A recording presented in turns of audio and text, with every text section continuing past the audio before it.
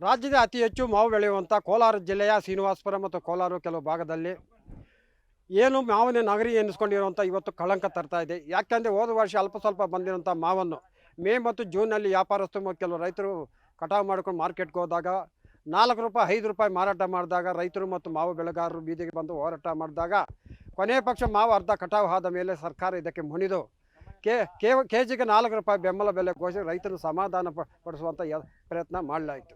ಈ ಬಾರಿ ಡಿಸೆಂಬರ್ ಮತ್ತು ಜನವರಿ ಉತ್ತಮವಾದಂಥ ಮೊಗ್ಗು ಮತ್ತು ಹೂವು ಬಂದಿತ್ತು. ಅದನ್ನು ನಂಬಿಕೊಂಡು ವ್ಯಾಪಾರಸ್ಥರು ಮಂಡಿ ಮಾಲೀಕರ ಹತ್ರ ಕೋಟ್ಯಾಂತರ ರೂಪಾಯಿ ತಂದು ರೈತರ ಹತ್ರ ಖರೀದಿ ಮಾಡಿದ್ದಾರೆ.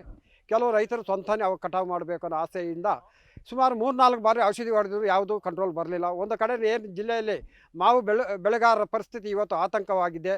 ಏನು ಜಿಗಣಿ ಹುಳು, ಬೂದಿ ರೋಗ, ವೈರಸ್ಸು, ಟ್ರಿಪ್ಸು, ನಾನಾ ರೋಗಗಳಿಗೆ ತುತ್ತಾಗುತ್ತಿರುವ ಅದರಲ್ಲಿ ಏನು ಮಾವು ಬೆಳೆಯೋದಕ್ಕೆ ವಾತಾವರಣ 35ರಿಂದ 40 25ರಿಂದ 30ರಷ್ಟು ಇರಬೇಕಾಯಿತು. 35ರಿಂದ 40ಕ್ಕೆ ತಲುಪಿರೋದ್ರಿಂದ ಮಾವು ಕಾಯಿಗಳು ಏನು ಕಾಯಿ ಕಟ್ಟುವ ಹಂತದಲ್ಲಿ ನೆಲಕ್ಕೆ ಉದುರುತ್ತಿದೆ. ಕೆಲವು ರೈತರು ನೀರು ಹೊಡ್ಕೊಂಡು ಪ್ರಯೋಜನವಿಲ್ಲ.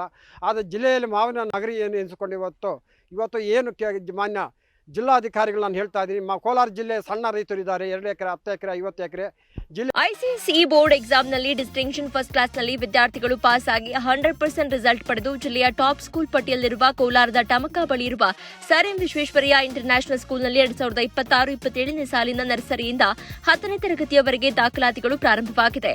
ಹೈಟೆಕ್ ಸ್ಕೂಲ್ ಬಿಲ್ಡಿಂಗ್, ಆಟದ ಮೈದಾನ, ನುರಿತ ಶಿಕ್ಷಕರ ಜೊತೆಗೆ ಸುರಕ್ಷಿತ ಬಸ್ ವ್ಯವಸ್ಥೆ ಕಲ್ಪಿಸಲಾಗಿದೆ. ಶಿಕ್ಷಣದ ಜೊತೆಗೆ ಸ್ಪೋರ್ಟ್ಸ್ನಲ್ಲಿ ಉತ್ತಮ ತರಬೇತಿ ನೀಡಿ ರಾಜ್ಯ ಹಾಗೂ ರಾಷ್ಟ್ರ ಮಟ್ಟದಲ್ಲಿ ಕ್ರಿಕೆಟ್ ಹಾಗೂ ಖೋ ಕ್ರೀಡೆಯಲ್ಲಿ ಹಲವು ವಿದ್ಯಾರ್ಥಿಗಳು ಭಾಗವಹಿಸಿ ಅನೇಕ ಪ್ರಶಸ್ತಿ ಪಡೆದಿದ್ದಾರೆ.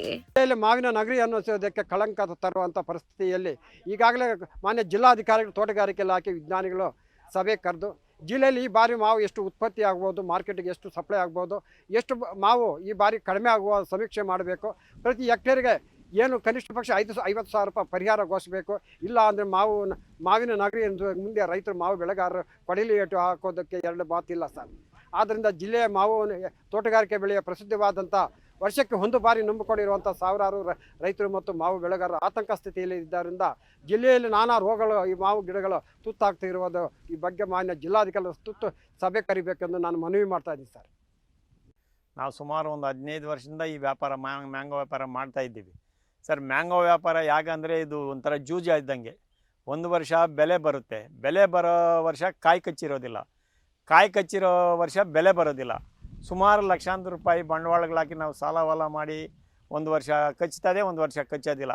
ಇನ್ನೊಂದೇನೋ ಪ್ರಾಬ್ಲಮ್ ಅಂದರೆ ಸರ್, ಖರ್ಚುಗಳು ಜಾಸ್ತಿ ಸರ್, ವಿಪರೀತ ಖರ್ಚು ಬರ್ತದೆ. ಔಷಧಿಗಳು 3-4 ಬಾರಿ ಸಿಂಪಡಣೆ ಮಾಡಬೇಕು, ರೈತರಿಗೆ ಹಣ ಕೊಡಬೇಕು. ರೈತರಿಗೆ ಹಣ ಕೊಡಲಿಲ್ಲ ಅಂದರೆ ನಮ್ಗೆ ತೋಟಗಳು ಕೊಡೋದಿಲ್ಲ. ಇದೆಲ್ಲ ಪ್ರಾಬ್ಲಮ್ ಬರ್ತದೆ. ಮಳೆ ಕಲ್ಲು ಮಳೆ ಎಲ್ಲ ಬಂದರೆ ಅದು ನಷ್ಟ ಆಗ್ತದೆ. ವ್ಯಾಪಾರ ಮಾಡ್ತಾರೆ, ರೈತರ ಹತ್ರ ಹೋಗಿ ಕೇಳಿದರೆ ನಮಗೆ ಇರೋ ಇದು ರೇಟ್ಗೆ ನಮಗೆ ತೋಟಗಳು ಕೊಡೋದಿಲ್ಲ. 1ಕ್ಕೆ 4 ಹೇಳ್ತಾರೆ. ನಾವೇನೋ ಬದುಕೋಣ ಅಂತೇಳಿ ಸಾಲ ಮಾಡಿ ಹೋಗಿ ತೋಟಗಳು ಕೊಳ್ಳೋದು. ಬಟ್ಟು ಈಗ ಲಾಸ್ಟ್ ಇಯರ್ ಏನಾಯ್ತು ಅಂದರೆ ಫಸಲು ಕಚ್ಚಿತ್ತು. ಫಸಲು ಕಚ್ಚಿದ್ರೆ ಬಿಫೋರ್ ಲಾಸ್ಟ್ ಇಯರ್ ರೇಟ್ ಬಂತೇಳಿ ಲಾಸ್ಟ್ ಇಯರು ಕಂಪ್ನಿಗಳು ಅವರು ಮತ್ತು ಮಾರ್ಕೆಟ್ ಅವರೆಲ್ಲ ಸೇರಿ ಒಂದಾಗಿ ಯೂನಿಯನ್ ಆಗಿ ನಮಗೆ ಮಾರ್ಕೆಟೇ ಬೆಲೆ ಇಲ್ದಿರ ಮಾಡಿಬಿಟ್ರೆ ಕಾಯಿಗೆ 2 ರೂಪಾಯಿ 2.5 ರೂಪಾಯಿಗೆ ತಂದು ನಿಲ್ಲಿಸಿದ್ರು ಮಾರ್ಕೆಟು. ಬೆಂಬಲ ಬೆಲೆ ರೈತರ ಹೆಸರಲ್ಲಿ ಬೆಂಬಲ ಬೆಲೆ ಕೊಟ್ಟರು. ವ್ಯಾಪಾರಸ್ಥರಿಗೆ ಯಾರೋ ಪುಣ್ಯಾತ್ಮರು ಒಬ್ಬರು ಕೊಟ್ಟರು, ಒಬ್ಬರು ಕೊಡಲಿಲ್ಲ ಬೆಂಬಲ ಬೆಲೆ. ನಷ್ಟ ಆಗಿದ್ದು ವ್ಯಾಪಾರಸ್ಥನಿಗೆ ಮ್ಯಾಂಗೋ ವಿಷಯದಲ್ಲಿ ವ್ಯಾಪಾರಸ್ಥನೇ ಲಾಸ್ ಆಗೋದು.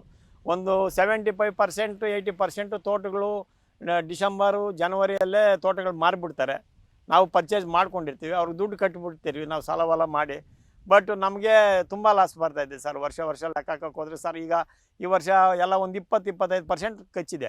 ಅದರಲ್ಲಿ ಮಳೆ ಇಲ್ಲ, ಹೂವು ಟ್ರಿಪ್ಸ್ ಬಿದ್ದು ಸುಮಾರು ಔಷಧಿಗಳು ಹೊಡಿತಾಯಿದ್ರು, ಕಂಟ್ರೋಲ್ಗೆ ಬರ್ತಾಯಿಲ್ಲ.